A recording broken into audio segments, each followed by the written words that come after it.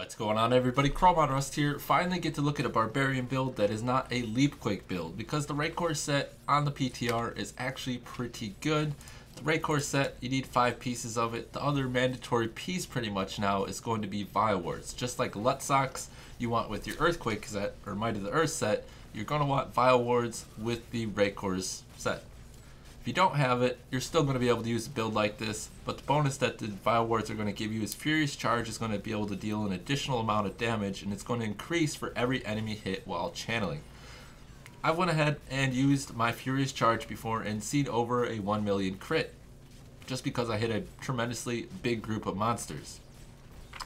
So going over the build, Frenzy with Smite. Now we're going a lightning spec on our Barbarian, so Frenzy really is going to be for getting some Fury, but we're not using any Fury spenders other than Battle Rage, but really we're going for a ton of Shard of Hate procs, as well as Odin's Son.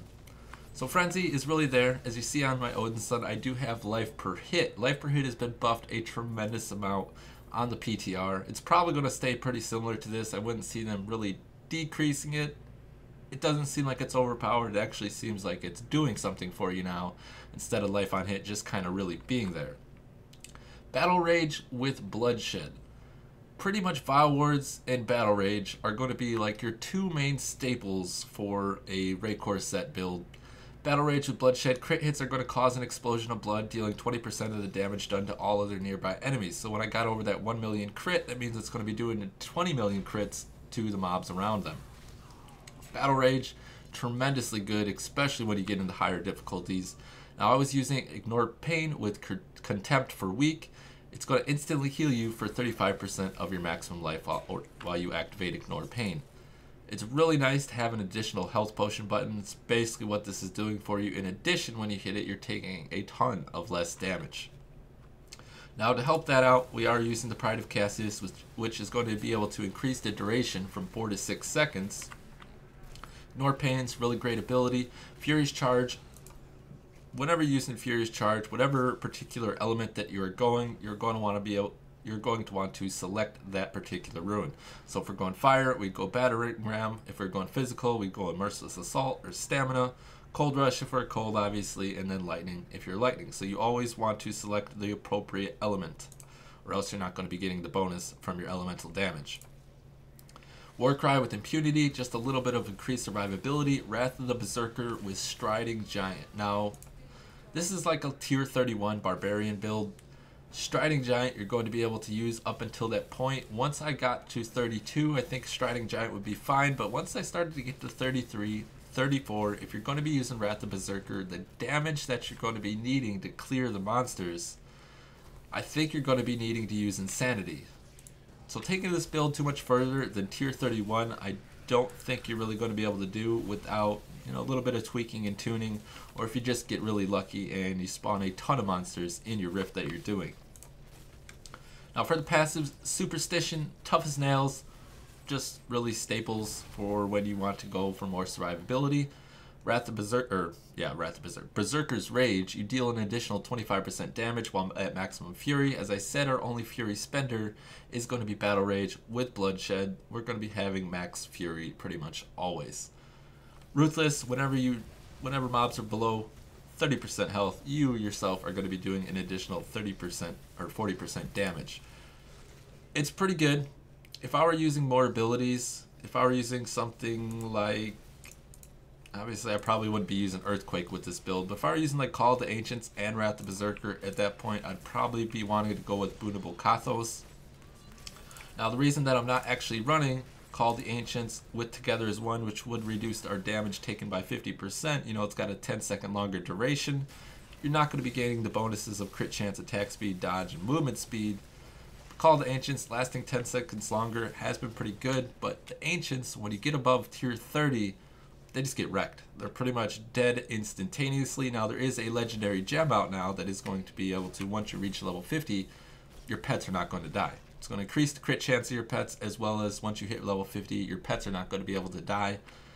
If you're running like an IK build in the higher tiers, you're definitely going to be needing to run that particular legendary gem. So going through the rest of the gear here real fast, Now, 40% movement speed really feels nice. And the reason being, while we are using our Furious Charge, this one right here, cooldowns are going to be reduced by 2 seconds for every enemy that you hit. It has a 10-second cooldown. For every enemy that we hit, if we hit 3 enemies with 40% cooldown, we're going to be able to use this ability, again, instantaneously. If we hit 4 monsters with 20% cooldown, we're going to be able to use this instantaneously. If we have no cooldown, we hit 5 mobs, it's going to be off cooldown, and so on and so forth. So if we had 60% cooldown, you'd only need to be able to hit 2 monsters. The more you can spam your Furious Charge, the better off you're going to be. So if you're sitting around like 37, 38% cooldown, you might want to try to get those last couple percent, just so that way, whenever you encounter like the blue packs, you know, the ones that only come in groups of 3, if you have 40% move or cooldown reduction, you're going to be able to just continuously blast through your Furious Charge, and that is going to be where our main source of damage is going to be coming from. It's not really from Frenzy Smite. This is more for when you get to the Rift Guardian. It's not that great of a single target ability, don't get me wrong, but being able to keep up your Berserker's Rage. Now I've also went through, sticking with the gear here, and I've tried the new Depth Diggers. Depth Diggers are going to be able to increase the primary skill damage, ones that generate, by like 80 to 100%, maybe it's like 75 to 100%. Depth Diggers, if you want to run with File Wards, you're going to be needing the Royal Ring of Grandeur.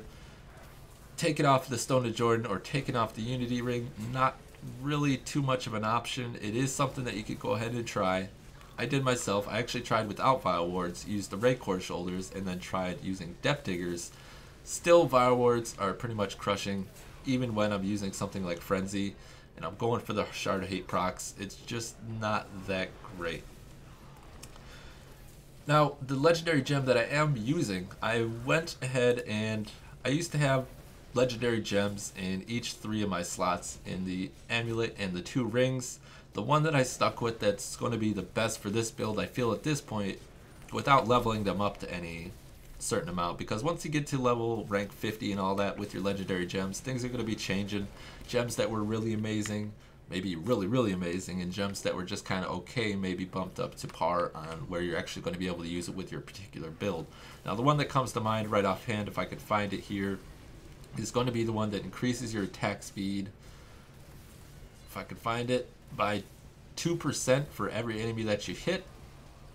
There it is, Swiftness. Chance on hit to gain Swiftness, increasing your attack speed by 2% for 3 seconds. This effect is going to stack up to 10 times. But once you reach rank level 50, you're also going to be gaining an additional 2% cooldown reduction per stack of Swiftness, so giving yourself an additional 20% cooldown and an additional 20% attack speed could be really good. Now this is a good legendary gem for this type of build, but it's definitely not beating out the one that increases the damage against enemies under the effect of crowd controlling. The reason being is because we're Raekoring, or Furious Charging, I guess I should say, around so much that mobs are going to be pretty much stunned all the time. Now the other mandatory piece to get a ton of damage is going to be the Strong Arm Bracers. Every enemy hit by knockbacks suffer 20% or 20 to 30% more damage. Once again, Furious Charge is going to be knocking back monsters, so using Strong Arm Bracers, almost a mandatory at this point with the gear that we have now. So I mean, that's pretty much the build. Getting 40% cooldown reduction, around, you know, 700 all resist, something like that. Making sure that your armor is up to par. You're going to be able to run a build like this and reach tier level 31.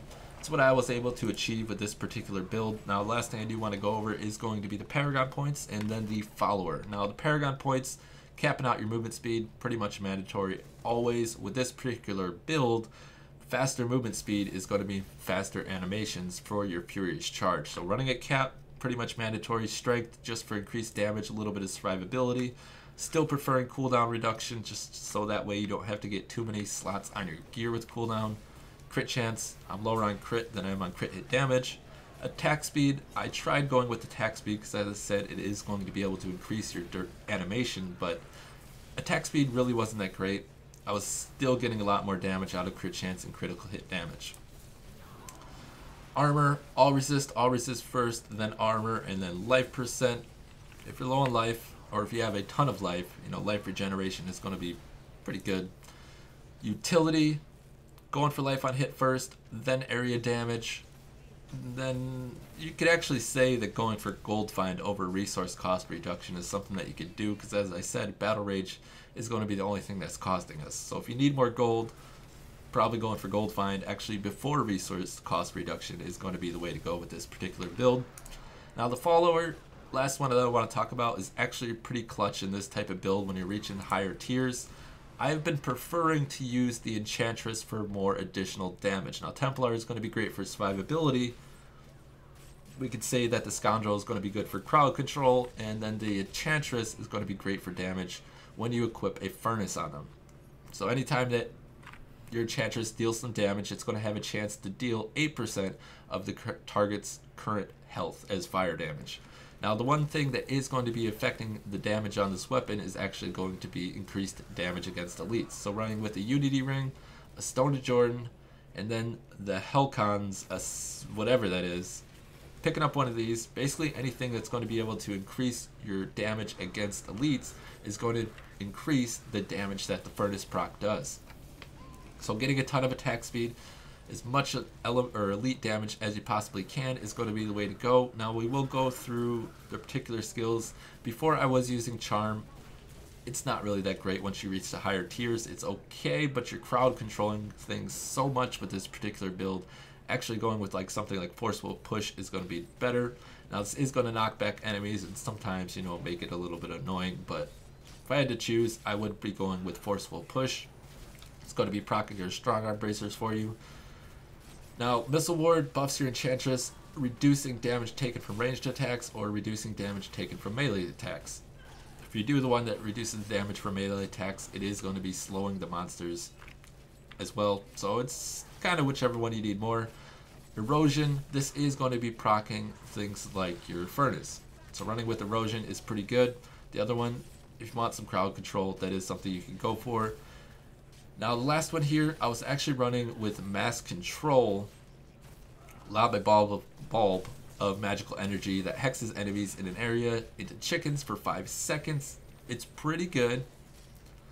You know, getting the increased attack speed is also pretty good. I'm not sure which one's better. If you need more survivability, this is going to be great. If you want to give yourself and your Enchantress some more attack speed, and going for Focus Mind is really good. Now since I am running Frenzy and I'm kind of just standing still in one place, going with my Shard of Hate procs, trying to get them out as often as possible. While I'm standing here, I'm really vulnerable. So getting increased attack speed is going to be proccing me more life per hit. So it's kind of give and take there if you do go with the Enchantress. So that is pretty much it for the build. I hope you did enjoy. I'm ChromeOnRust for Core Expert Gaming. It is definitely nice to be taking a look at something that's not a Leapquake build. So that's it for me, ChromeOnRust, and you all, as always, have a great day.